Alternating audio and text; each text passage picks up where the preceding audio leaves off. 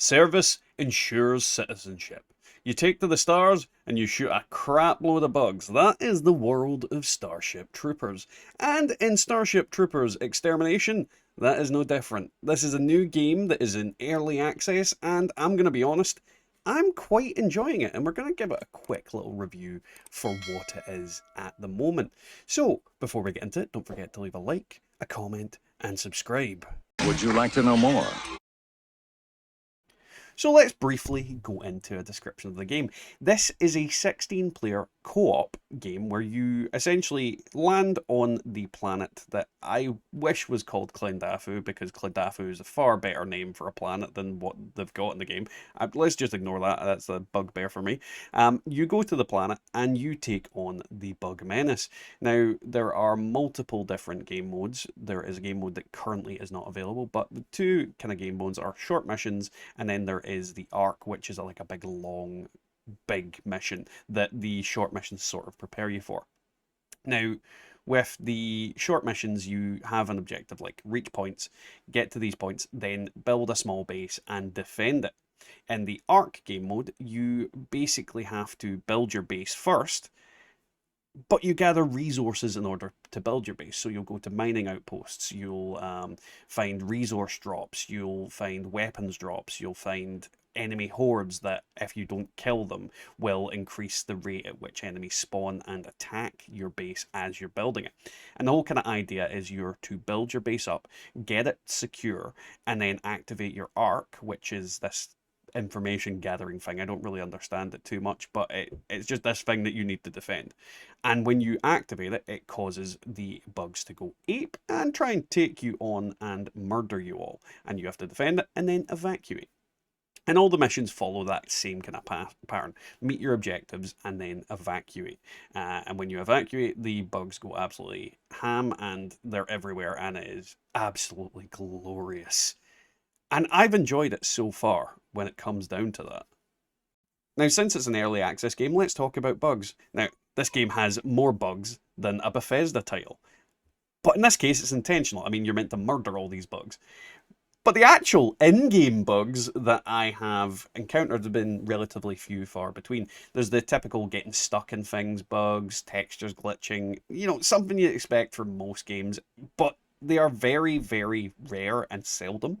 And on top of that, there is the main bug that I encountered was if you were to play the classes other than the medic class, you will unfortunately have to reload your loadout anytime you log back into the game. That is a minor one. If you're going to do a play session and you do it at the start and get your loadout where it's going to be, it's not a big issue. So that isn't too bad. And then when you come down to the download size of the game, it's only 4 gigabytes. So it's a relatively small game, really easy to download, really easy to install, and doesn't take up a lot of space on your hard drive, which is surprising because, well, I say it's surprising. The game is actually quite big. Now, when it comes to the map, there is only one map, but this map is freaking huge. And depending on what you do and where your missions take you, it seems a lot bigger when you go into it. I mean, it's a huge, huge map that 16 players are meant to traverse and explore. And there's hundreds of thousands of bugs taking part in this as well, running around and doing things. But the map itself is a lot of basic textures. It's not like there's moving parts. It's not like there's cars driving around or lots of people. It is just the bugs and you, and the bugs die and despawn and whatnot. There's not like flashing lights, moving objects, that kind of thing. So I can understand the world is technically empty, but it's also not empty. The only way to describe it is it's a beautiful landscape with not a lot in it. But it is a very busy game because you're constantly being under attack by bugs. So it doesn't feel empty, even though I know by the file size and, just the way that common sense works, the game is quite an empty space. But it works. It works so well.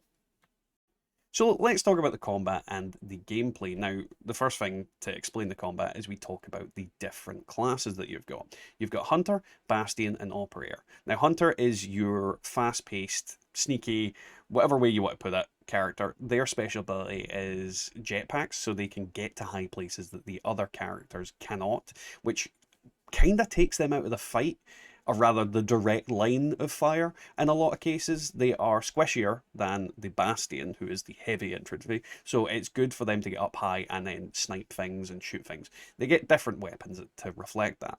Then you have the Bastion, which has the ability of popping down like this little reinforced bunker thing, which allows them to just stand there and take a beating in comparison to the hunter and the operator, and they do get heavier weapons in order to take down the targets.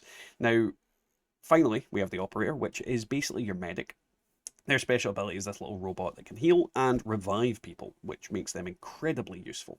When it comes to the combat in the game, obviously you want a balance of all of them, because if everybody is a hunter, then they're all on top of stuff and your base gets wrecked. And if everyone's a bastion, well, then you're not going to be getting stuff that's long distance that needs sniped.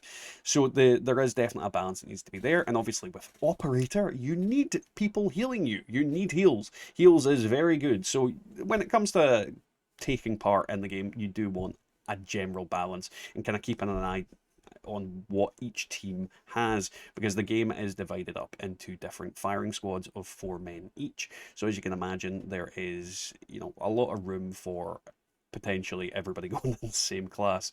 Maybe it doesn't matter as much on the short missions, but against the arc missions where you're doing base building and preparing and all this kind of planning, it is definitely an idea to maybe look at what everybody else is going and then kind of make a decision from there.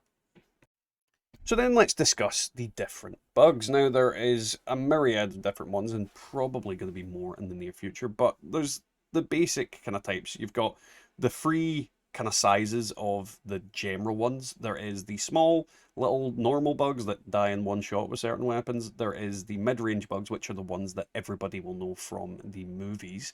And then there's the tigers, which are the biggest version of them that have stripes and they're just huge. Then you have some specialized bugs, which are the gunners, which shoot at you from long range. They have these glowing bits. They're really obvious when you see them. And then you get grenadiers, which are the biggest of all the bugs, and they fire like this plasma stuff from long range and can blow up your base. And if you get hit by it, you're instantly dead. So there is a different set of bugs and different priorities when you're in combat. For example, the most prioritous ones are the gunners. They will kill anybody really quickly if you're not careful. And then it kind of falls to the grenadiers, because obviously they can blow up things and get into your base from long distance and hide behind stuff while firing over things. Then the tigers, because they have the most DPS out of the standard type of bug. Now, when it comes to it, there's a lot of strategy involved, and there is voice comms, so you can speak to your individual squads, or you can speak to the entire team. And obviously, you can also speak on Discord if you've got a big group of people. Ideally, the best way to play this game would be have an organized group of 16 people, but that probably isn't going to happen for most people unless they're, you know, a clan or something like that. So I don't expect that, but communication is very much key, because especially in the Arc game mode and probably the Horde game mode later on, you do need to prioritize targets and call out where and when they are, because the gunners are very, very dangerous, and out of all of them, probably the most dangerous for individual units. And this is the thing as well, communicating where you are, where you're going, what you're doing is very important, because the hunters and the operators are very, very squishy, and if they're caught in an obscure location that's quite open, then there's a good chance that they're going to die to a group of bugs, whereas the Bastions have a bit more of a bunker down and beat the crap out of stuff mentality. So they're better at taking on the groups, or at least hopefully taking the aggro, which should be their kind of primary thing, being the heavy infantry. So it is about figuring out what you're doing and where you're going, and communicating that with everybody, because in certain game modes, yeah, you can just sort of barrel through. But in the main kind of game mode, the one I see is probably the most important one, is communication. You need to coordinate different attacks on resource nodes, on enemy hordes that need to be eliminated in order to stop yourself from getting overwhelmed, and yada yada yada. Overall, it's a very, very technical and like nuanced game already, and I've really enjoyed it because of this. Now, a thing I almost forgot to talk about is the building system. Now, When it comes to building, you can create walls, bunkers, ammo crates, electric fences, turrets, gates. There's any number of things that you can create in order to make your base secure. Now, the biggest problem with this system is that when you have 16 people that are not communicating, quite often you can end up with a really, really scuffed base. So quite often what is best to do in the game is to actually allow certain people to build the base, because at least then it's going to be a bit more cohesive and build up in a way that is in line with the rest of it. Whereas if everybody tries to build, then everybody is going to get in each other's way. So the building system is kind of, in a sense, almost optional for a lot of people. But if you know what you're doing and you want to try your hand at that, I would definitely encourage you to do it, because you can create some funky bases that will stop the bugs from getting near your ark and your men. Now, obviously, I've said I've enjoyed the game, but where do I stand how it is now? It is only £20. I don't know what that is in dollars, maybe like $30, in comparison to the 70, 80 plus dollars, pounds, whatever games that are currently running around or in general. So it's about a quarter to a third of the price of standard games. Now, it is early access. There are things that are going to need improved and changed and fixed. But with an early access game, you kind of get an idea that's going to be the case. You don't go into early access thinking this is a full, complete game. So, despite its flaws, which are there's not the full set of game modes, there's a couple of little bugs that are annoying, but not like game breaking, I found it quite worth its money. Now, this is a type of game that I would put on to just sit back, relax, not take too seriously, and blast the living hell out of bugs. I mean, I don't know if you guys have watched the Starship Troopers movies, but I enjoyed that. I enjoyed the Rico's Roughneck series that was in my childhood as well. The idea of being in that world and blasting everything into oblivion, just the sheer 80s action movie type, well, I know it wasn't the 80s, but like 80s, 90s action movie type vibe of just being this nameless grunt, just murdering all of these bugs. It tickles me in the right way. I've enjoyed it profusely. And the community for the game is actually quite hilarious, because obviously, with open voice chat being a functionality of it, you can get a lot of people just shouting quotes from the movies. You know, do you want to live forever? The only good bug is a dead bug. I'm doing my part. Citizenship needs sacrifice. All that kind of thing. It's just like people are role playing and making it fun for themselves, and it is hilarious. Now, I will say there are a few bad eggs that will say racial slurs and very, very offensive things over comms. That is unfortunately something that will always happen in every single video game that has open comms in general. There's not a lot you can do that, just report these people and move on. But those few bad apples do not ruin the batch. It has been an incredibly fun experience. We played it on stream the other night, and yeah, me and Genkai were having a lot of fun, and it doesn't get boring, at least not yet. I think if I was playing it for months on end, yeah, it would get really boring as it is right now. But for what I've paid for it, I feel like I've already got my money's worth, and I've only had it for a few days. This is the thing about games. You're paying a huge amount of money for like an experience that probably wouldn't have lasted as long as this had in some cases.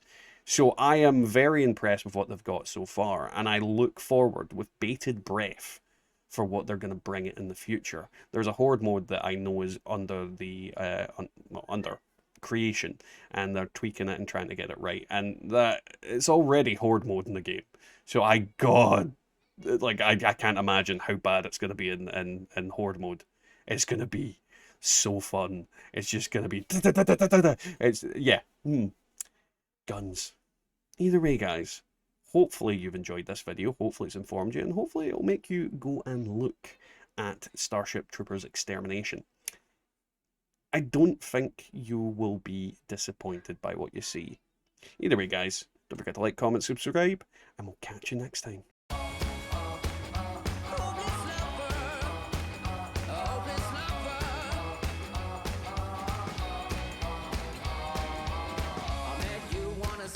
day. Right there you took my breath away. Young and pretty, was it just a dream? The next day you called me up. You told me I'm your little buttercup. You came over and you fell into my arms. Well, I know what I feel. Please tell me